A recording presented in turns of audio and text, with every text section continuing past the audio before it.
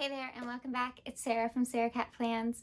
In today's video, I'm going to be sharing with you my process in setting up the goals section of my MakseLife Planner for 2021. So I'll be working on two things today. I will first be looking at the life compass, and then I will also be diving into the intentions page, both which you can find on the MakseLife website, and I will link that below. Okay, if you are new to goal setting or just a little bit intimidated or like hesitant to start in your planner this year, I suggest getting a notebook. I love brain dumping and getting messy on something other than my planner first, and I can get all of my thoughts out there and on paper, and I don't have to put anything on my planner yet because it's all in my notepad, and I can figure everything out before putting pen to paper in my planner, because once it's in my planner, there's like, I don't know, it just adds a little bit of extra, like it's really in there. So I want to make sure that it's really going to be in there. And yes, there's whiteout, and yes, it's okay to get messy in your planner, and yes, embracing imperfections is great. But when you're first starting out with goal setting, well, when I'm first starting out, I like to just have all of my thoughts written out, everything, because it might not all get into my planner. So that's my advice. Get yourself some scrap paper or a notebook. And one more thing before we dive into my process, I wanted to say that there are a lot of different elements to the goal setting system with your planner, and if this is the first time that you're using MakseLife, then I would suggest that you stick with what's most comfortable for you and start there, and then slowly work the other aspects into the planner. You are starting a marathon, not a sprint, and you can slow grow, which has been my motto and what I've been doing for the last 6 months. So I would encourage that for you as well, because it'll keep you going and keep giving you the positive relationship with goals that we should have. Okay? All right, let's get going. I'm going into the compass assessment, so I will be filling out my scores for each section. I'm going to fast forward through that and then come back to you when it is all finished.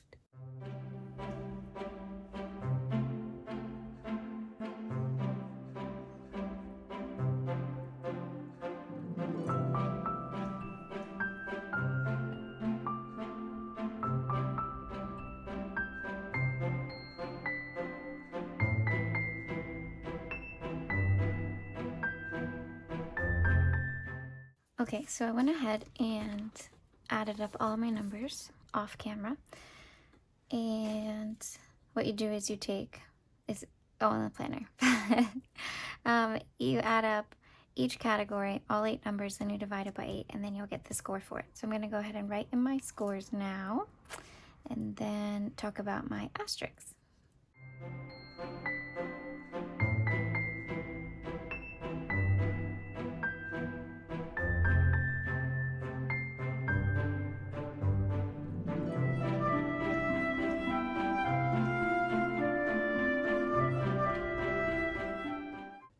While I was filling out the numbers and as I read each of the prompts, I decided to go ahead and put a little asterisk or star next to some of the statements that I wanted to focus on, or not necessarily focus on, but that stuck out to me a bit. And so I went ahead and did that as I was filling out my assessment. And this is super helpful for me in thinking about writing out my intentions. So I wanted to share that with you. And now we're going into the life compass and filling out my numbers. And then I'm also going to do a side-by-side of the first life compass that I filled out and this one, just to see where I'm landing and what I've grown in and what I haven't grown in.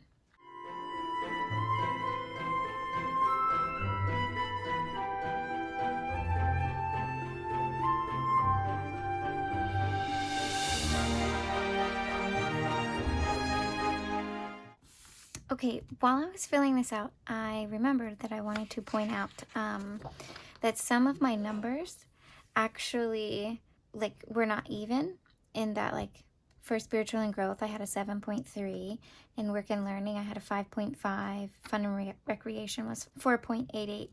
And so if that happens, there's no right or wrong way to do it. You can either round up or round down, and I choose to round up or down depending on what I feel in that area of life. So with spiritual growth, I decided to just stick with 7 instead of going up. I went down, or stayed right at 7. And then with fun and recreation, it was 4.8. What did I decide? I decided to actually stay with a 4. No, that's a 5. Yeah, so I gave myself a 5. And then, yeah, so I just decided to go with whatever I felt was best. There is really no right or wrong. Do whatever way you're feeling comfortable with. Okay, and now I'm going to consider what I would like to score myself at the end of the year for each of these categories. Before I circled where I want to be in each area of life at the end of the year, I decided to go ahead and pull out my life compass from 2020 and when I started, just to see the growth and where I started and where I'm at currently, and then that will help me figure out if I need to adjust my hopes for my goals and like where I want my numbers to be. So right off the bat, I can tell personal, like, super jumped high, which is really awesome. I wanted to be at an 8 and I'm ending on an 8, which is super cool. I'm a little blown away by that right now, actually, because that was a big jump. That was, what, three numbers high? So that's pretty cool.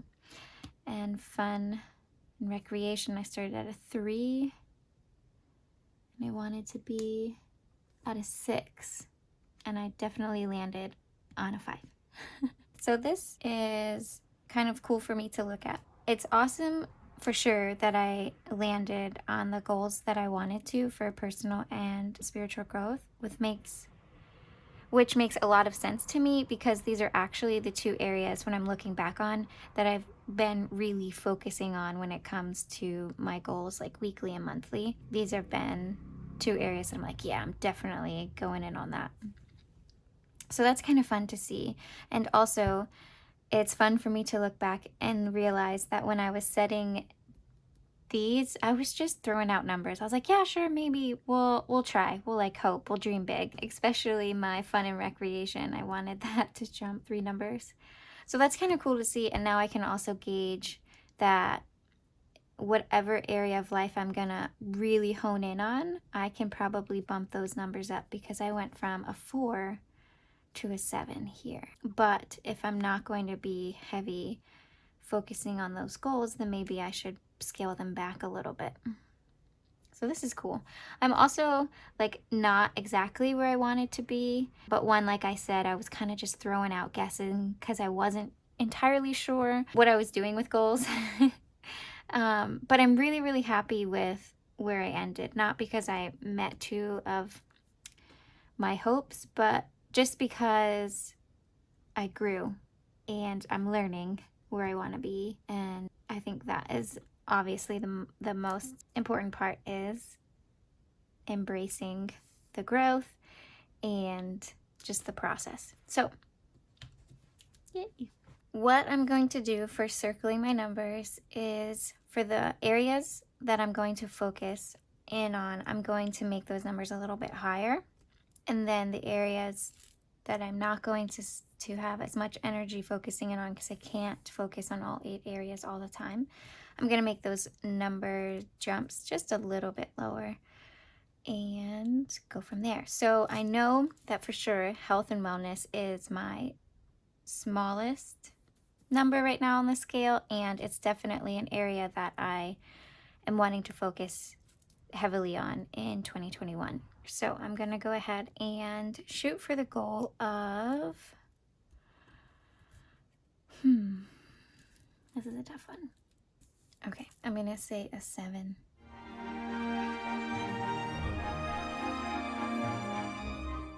Okay, so I filled in my circles, and this is gonna be the biggest jump for me, I think, but I'm gonna be focusing a lot of time on health and wellness, and I almost wanted to give it an 8, but I decided to keep it at 7. And this doesn't have to be perfect. I'm just hoping for these numbers and then just going with the process. And then the other ones I kept kind of smaller, just from looking at my previous life compass and knowing that most of my energy will be going towards health and wellness this year. All right, I'm popping in real quick during editing just because I realized that when I was filling out my life compass numbers and the goals or the numbers that I wanted to shoot for by the end of the year, and I was comparing it to my life compass from this current year in 2020, I remembered that I've only been in the planner for 6 months. So my compass numbers could probably go up a little bit higher than what I originally put them at because I'm gonna have an extra 6 months with these numbers. So I thought I would pop in and say that really quick just because if you're thinking about setting your numbers based off of anything that you've seen here, I wanted you to have that little piece of insight. Okay, carrying on. Now that I have everything figured out with my life compass, I am ready to go and set up my intentions page.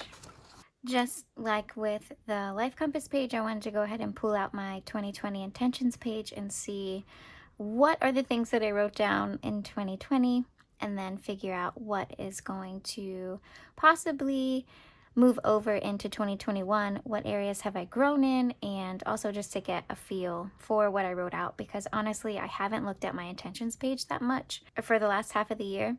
I've only been in the planner for 6 months. And when I first got the planner, I was a bit overwhelmed by the goal setting system just because I haven't done goals before. And so I wrote things out, but then I haven't spent that much time going back and looking at it. So I was really curious to see what are some things that I wrote down and what could be carried over. So what is fun and what I just realized is that I didn't fill out characteristics for 2020, things that I wanted to nurture characteristic wise in 2020. And I think it's just because that really confused me, that spot, that question. I don't know. I was like, characteristics, I don't know. And then I just kept moving, which I think is totally fine. So I'm pointing that out and saying that to you just in case if there's something, it doesn't even have to be on this page, but if there's something in general within the planner that you are confused by or aren't sure of, then you can skip over it and move on to something else. It's totally fine because this is your space, sacred to you, your sacred spot for planning, and you can make it work for you. When I was thinking of what I could use more of this year for 2021, I definitely still felt like grace is one of the things that I can give myself, and that was going back into over here. It's one of the statements, and I don't know. Oh, here it is. I give myself grace for. I rated myself a 6. That's interesting. I feel like I've grown in that and giving myself grace, but it's not where I want it to be completely yet. All right, for the sake of feeling comfortable while writing, I'm going to go ahead and just have this off to the side a little bit so you won't see all of it, but I'm still going to be referencing it.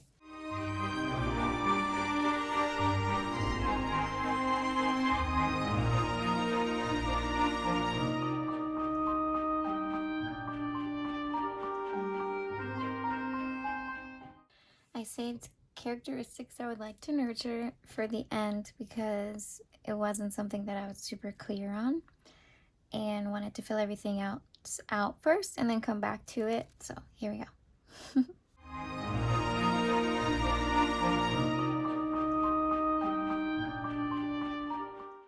I had a handful of characteristics that I had brainstormed and thought through, and I decided to pick my top 3. I might write the other ones in later, but for now I'm just going to go with self-disciplined, optimistic, and nurturing perseverance, because I feel like these are 3 things that I wouldn't use to describe me and I would like to strengthen. I ended up having a lot of similar things for my 2021 intentions, and I'm really, really, really okay with that. And I was writing things out, and I went ahead and made some mistakes and had to use whiteout. Sarah at the beginning of 2020 or in June of 2020 would have freaked out that her page was imperfect now. But Sarah in this moment was totally okay with it. And I mean, I flinched a little bit, but then I was like, it's cool. It's not the end of the world. It's meant to be messy. And so that was really fun for me, but you'll notice that I still kept striving for perfection as something to use less of this year, only because I just started down the road of choosing imperfection, and it's a muscle that I need to continue working on, so I want to keep that momentum. And negative self-talk was over here as well, and talking harshly about myself. I have been noticing that and getting better when it comes to it, but I definitely want to keep the momentum going in that area as well. So a lot of things I repeated, and I think that's totally fine. Some things that changed were things that I'll let go of this year, and then also what I'll embrace. And these things are tied together because it has to do with my childhood and my upbringing. And so I'll be focusing a lot on that because I want to take away the shame and replace it with some confidence, and also just embrace my life and my story for what it is instead of the negative emotion. So there's a lot of healing that is going to be taking place in this coming year, and I'm excited for that. But that also brings me to my word of the year, which I'm not going to write in pen right now on here, just because I think I want to make it pretty like bold letters or calligraphy or something. So I'm gonna just wait on doing that because I am not good at calligraphy. But I'm gonna go ahead and write it out. And my word, now I can't remember if I told you already, but my word for the year is resilient. In using the MakseLife system for the last 6 months, I have noticed that I have been growing the muscle of resiliency, and it is a very weak muscle, and I really want to focus more on growing my resiliency mentally and emotionally. And so I kept coming back to this word and decided it was going to be my word for the year. And there we go. I have my life compass and my intentions page almost completely filled out. If you pick out a word for the year, I would love to know what it is. Please comment below and let me know. If you are interested in seeing my setup for my annual goals or my vision board, also let me know that one. I have not set up a vision board before, so this will be new for me and could be a little interesting, could be a little fun. If you enjoyed this video, please go ahead and like it. And then if you are not already, go ahead and subscribe. If you made it this far in the video, you should just go ahead and subscribe anyway and show your girl some love. All right, bye.